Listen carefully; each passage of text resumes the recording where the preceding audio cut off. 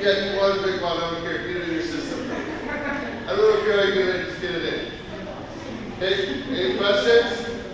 Hey, good job today, guys. Good job today, guys. Hey, NDElite on 3, ready? 1, 2, 3. NDElite! So I spent 3 days up in Fargo, North Dakota, getting to know Brad and Chelsea, the owners of a cheer organization called NDElite. I'll honestly say I had no idea what to expect because my preconceived ideas of cheerleading are go team. From the short time I spent with them, they were the perfect yin and yang of each other. Like Brad was this loud and energetic.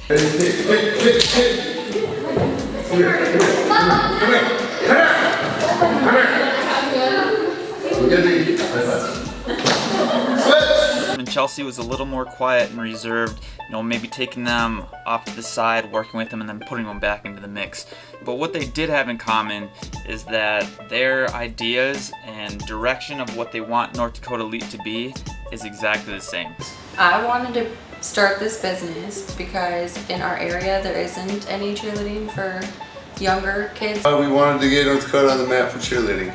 You know, there's nothing here really for all-star gyms, so that's the main reason why we started. Another reason was to start kids at a younger age. What was really cool from my perspective was you could tell that both of them, you know, could see the potential in the athletes and kind of pushed it out of them even if the athletes couldn't see it in themselves yet.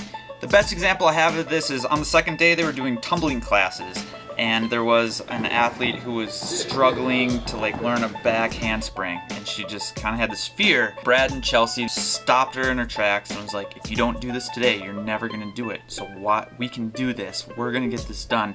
So we progressed to some of the older progressions, got her, you know, feeling comfortable, worked his way back up, and about 10 minutes later she was doing back handsprings like it was nobody's business. And that was just really cool to watch. Congratulations. Saw that she could do this even if she didn't believe in herself. Every time they seemed to take a water break or take some time off to move on to the next skill, grab an athlete who maybe looked like they were struggling a little bit, or someone who needed to work on a skill, and take them off to the side and give them some one-on-one and kind of get them caught up to the rest of the group. And did that without making a scene. So for me it was hard kind of watching it right off the bat because you never knew it was happening. She was kind of doing it under the radar. Competitive cheerleading is no joke.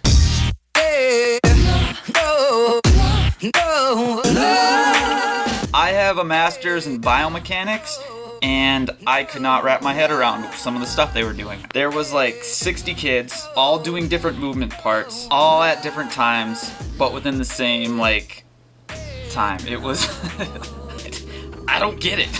I don't know how Brad and Chelsea can wrap their head around how to have this moving parts and then have them work as the one. I'm still kind of mind blown by that. The second day it became very clear that cheerleading is insanely athletic. The first group was doing like circuits, so they would do all these different progression skills to do these harder skills, which helped with their flexibility, their power, their technical progressions, so they can perform those harder skills. And I'm not flexible at all. And these kids were like tying themselves in knots. And then the second group were doing the harder skills, but in combinations with each other.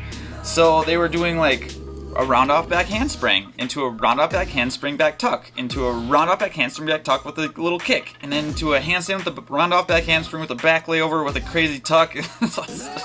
Like, what? So what to expect if you're a parent? Team practice is about 3 to 5 hours a week. 1 hour will strictly focus on technique for tumbling, jumping, and stunting, and most parents usually just drop their kids off. There's a monthly tuition dependent on the athlete's skill or team level. You'll also be responsible for purchasing a uniform and uniform attire. Competition travel will be dependent on the team, mostly what team they compete on. Most of the competitions will be in the North Dakota, Minnesota area, where there's a possibility of nationals in Orlando down the road. What to expect if you're an athlete? You're going to meet a slew of new friends, learn tons of skills from teamwork to tumbling to all sorts of crazy flippies. You don't necessarily need to know how to tumble before you get there. They will teach you how to do that. On multiple occasions when I was there, kids were coming up to me and telling me that they just quit their gymnastics clubs because they loved NDElite, the exact amount of gymnastics that they wanted, and they learned it actually faster with Brad and Chelsea. So my goal with these videos is to give you an idea of what to expect if you choose to use this organization through my own personal testimonial. With that said, I believe you can find the what an organization does on their website. I'm much more interested in figuring out the why they do exactly what they do. What is their driving purpose for creating this organization? And that's what I hope to find in these videos. So we're back to the beginning, and I'm going to give you my 2 cents from my experience while I was there. Is North Dakota Elite setting out and accomplishing the goals they set out for this organization? Are they doing what they set out to do in their mission statement? And the short answer is yes. Are they developing each athlete physically and socially through cheerleading? Do they maintain high-level coaching?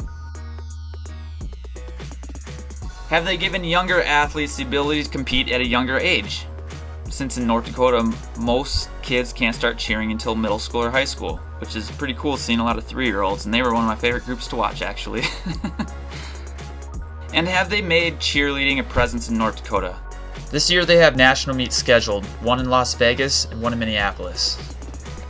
If they can compete on a national stage, they're obviously made their presence visible in North Dakota, which again is pretty phenomenal for only being in their 2nd year. So the week resonated with me as I couldn't keep my mouth shut about my experience up in Fargo, North Dakota. I actually felt the need to tell everyone I came in contact with, not just about the insane skill and talent of these kids and the impact Chelsea and Brad were having on their development. I was also preaching that cheerleading isn't what you think it is. It's way more intense. It is. If I had kids or they had a program for inflexible, rhythmless white guys in their late 20s, I would sign up in a heartbeat.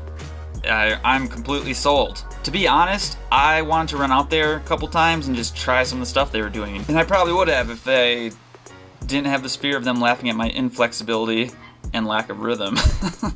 I like those experiences that I have in life that just shake your foundation of what you think you know. And that was exactly what it was. When you start a business with the idea to improve the lives of the people it comes in contact with, you can't help but want to be a part of something like that. North Dakota Elite is exactly that. It's a life enhancer through the sport of cheerleading. Are you shy? Are you a troublemaker? Yeah. High five. Good interview. High five. Good job. Well, have a good day.